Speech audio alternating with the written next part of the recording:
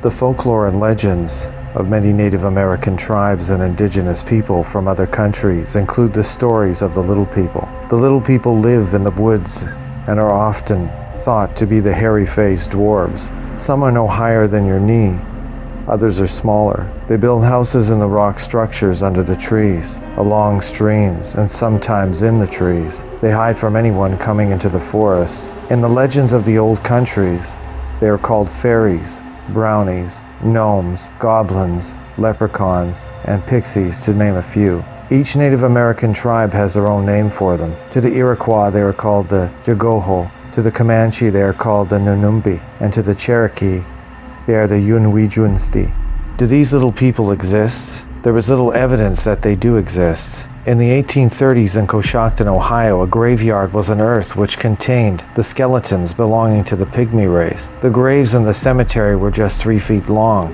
Author Mary Joyce wrote a book called Cherokee Little People Were Real. In her book, she states she has proof of their existence. Her book presents some of the information uncovered during the construction of the campus of Western Carolina University near Sylva, North Carolina in the 1930s. Cindy Thorington Haggerty, of Indian heritage, says the Little People are classified into 3 groups: the Dogwood people, the Laurel people, and the Rock people. She said the Dogwood people are kind of always doing good things for people. The Laurel people are the ones always playing tricks and are mischievous. The Rock people are mean and should be avoided at all costs. Lula Owl, Cherokee elder, told us about growing up on the Qualla boundary of the eastern band of the Cherokee Indians in Cherokee, North Carolina. She said when she and her mother would go into the forest to gather chestnuts, berries, and greens, her mother would always caution her to watch for the little people, because the mean ones might do something bad to them. Lula said, quote, "I never seen no little people," end quote. But she minded her mother and kept a keen eye as she gathered in the forest. Fellow researcher Lamar Marshall was hiking some Cherokee trails in the forest one day using his handheld GPS. He said all of a sudden he felt like he was tripped and down he went into a small creek. When he got up, he searched diligently for his GPS. He never found it. He said the little people took it. Some tribes believe that in order to keep the little people happy, one should leave a gift for them before entering the forest. Jerry Wolf, elder of the eastern band of the Cherokee, told us it was important to sprinkle tobacco on the ground before entering the forest as a payment to enter. Legend says that the little people like music, and especially drumming, singing, and dancing. The Cherokee legend says, quote, "Sometimes their drums are heard in lonely places in the mountains, but it is not safe to follow it, for they do not like to be disturbed at home. They will throw a spell over a stranger so that he's bewildered and loses his way. And even if he finally gets back to the settlement, he will be like one dazed forever after." End quote. The legend goes on to say if you find something in the forest, such as a knife or trinket, you must ask the little people if you can have it. If you don't ask, they may throw stones at you on your way home.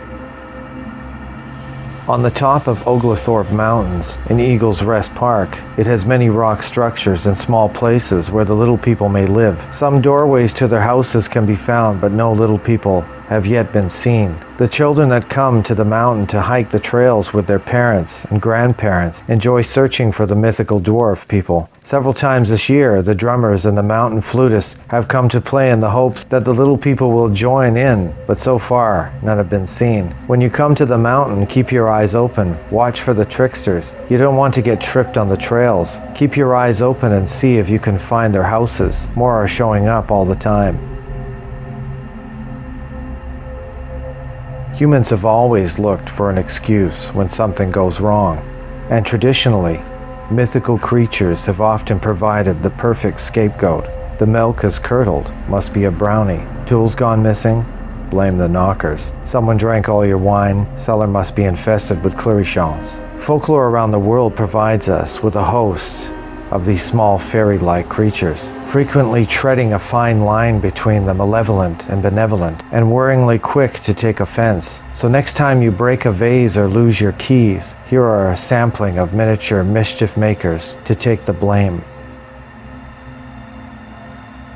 The brownies of Scotland and England are small usually helpful spirits originating in Scotland and northern England. They were generally male and reside in the house carrying out useful household tasks such as churning butter or polishing floors. Brownies are either clad in rags or naked, and some folk tales say that if you offer clothes to a brownie, they will leave your home, either because they now have nice new clothes or because they were affronted by the gift. Be forewarned, however, brownies are quick to anger, and if you irritate a brownie, you may live to regret it, as these once helpful household friends can turn into bogarts. Bogarts are the brownies gone bad. They break things, throw things, and are generally terrible house guests.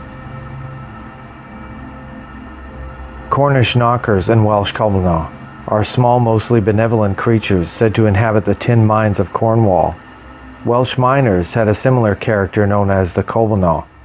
Some think the myth developed from strange knocking sounds miners heard while down the mine, the mysterious noises being attributed to the dwarf-like creatures thought to inhabit the subterranean world.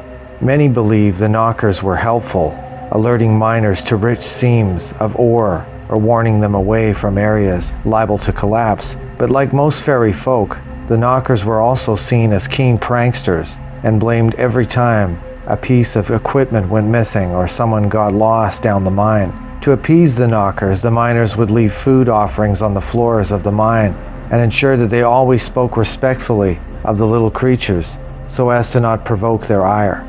During the California gold rush, Cornish miners were in high demand due to their excellent mining skills, and as a result, these legendary creatures spread to the United States, where they were often called Tommyknockers.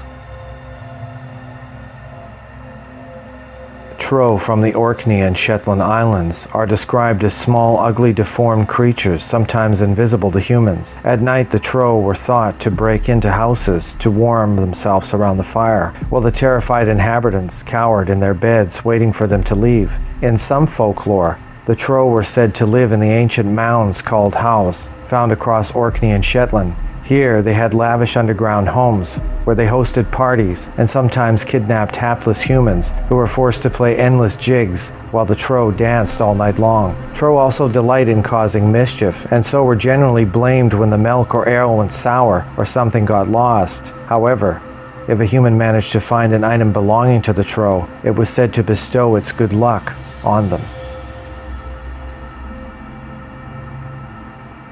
German kobolds are pointy-eared goblins found in German folklore. Rather like brownies, they are household spirits, making their homes in your home. Treat a kobold right and they will help out with the chores, but annoy one, and let's face it, most of these small folk are quite easily annoyed, and they will turn to mischief, toppling people over, hiding stuff, and generally causing trouble. In German mythology, there are three types of kobold: the household goblin, the kobold that inhabits mines like the Cornish knocker, and a seafaring kobold who lives aboard ships, helping out with chores or causing mischief, depending on his mood. Due to their unpredictable nature, the kobolds were often seen as undesirable house guests or bad omens, and is it any wonder when certain myths tell of an angry kobold's chopping up of a kitchen boy and adding him to the cooking pot?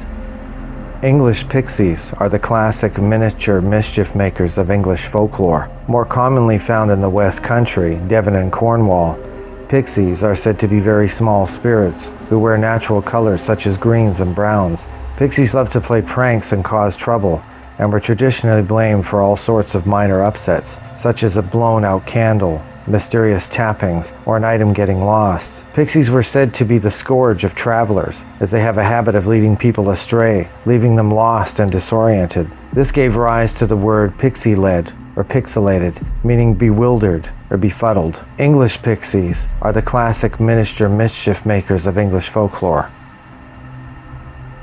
Irish leprechauns are probably the most famous mischievous fairy folk. Instantly recognizable by their red hair and beards, smart emerald green suits, and quick-witted Irish charm, the word leprechaun is likely derived from the Old Irish word el chorpain, meaning small body, and is also associated with the Irish word for shoemaker, liath bergin. The creatures are frequently depicted as cobblers. Stories of the leprechauns have existed for hundreds of years, and human obsession with the devious little creatures has probably been stoked by tales of their legendary pots of gold. Many of the myths surrounding the leprechauns revolve around stories of humans' greedy, avaricious nature, which the leprechauns expose. A typical story involves a man capturing a leprechaun and demanding to know where his pot of gold is buried. The leprechaun then indicates the tree, and the man ties a red handkerchief on the tree so he might return with a shovel. However, when the man returns, he discovers the wily leprechaun has tied red handkerchiefs to all the surrounding trees, thus protecting his gold from discovery. Irish Clorachons. Like their fairy cousins, the leprechauns, Clorachons are small red-headed chaps in smarty turned-out suits, but these sprites are the wild child of folklore and love to get roaring drunk. Clorachons inhabit wine cellars and, as their ruddy complexion attests, spending most of their time sampling the contents of the hapless publican's or homeowner's alcohol store. However, if you keep your Clorachon happy by keeping your wine cellar well stocked, he will protect your wine casks from leaks, annoying him, however, and soon all your wine will go bad and chaos will descend. Clorachons love nothing better than a jolly good party, and after a drink or three will often strike up a rousing rendition of an Irish folk song while riding around your house on the pet dog. What could be more charming? Duendes are small elf-like creatures originally from Iberian folklore, a tradition that later migrated to South America. Notably, they have no thumbs. They have been known to be both good and bad, but all duendes are prone to mischief-making and will exact revenge if they feel they have been wronged. Across the Spanish-speaking world, many parents use tales of the duende stealing naughty children to encourage their offspring to behave. Like many goblins, duende liked to sulk in the dark corners of bedrooms or under beds. And be warned, if you like to sleep with your feet outside the covers, they have been known to accidentally take off a toe or two when trying to trim the unkept toenails of unsuspecting children.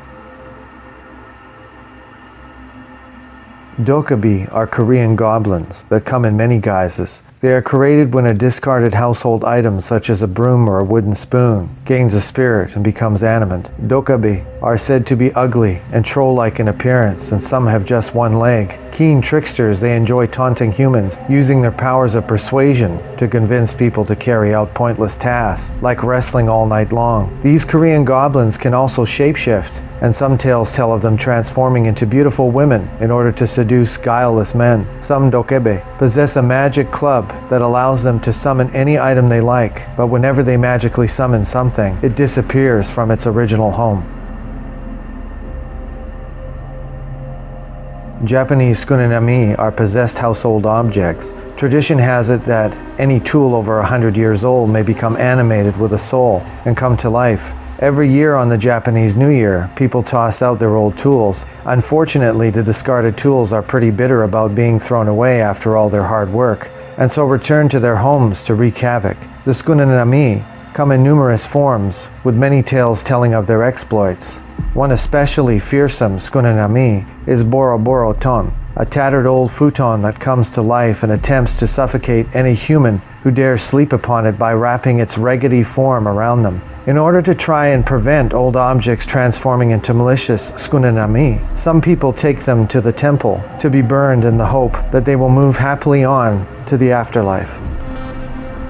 Luchans, in French folklore, have spread with French settlers to areas such as Quebec and Cajun territory. Luchans are hobgoblins whose main role in life is to cause strife for humans. They carry out all the usual fairy tricks, like making food go bad and stealing things, but their unique skill is hair-related mischief. Luchans love to create knots in the hair of horses or people and have been known to cut off the hair from unsuspecting sleeping humans. Some Luchans have special magical objects such as a hat which bestows the power of invisibility, a very handy tool when playing pranks. But fear not, the naughty Luchan can be frightened off with a thankfully plentiful resource, a liberal sprinkling of salt.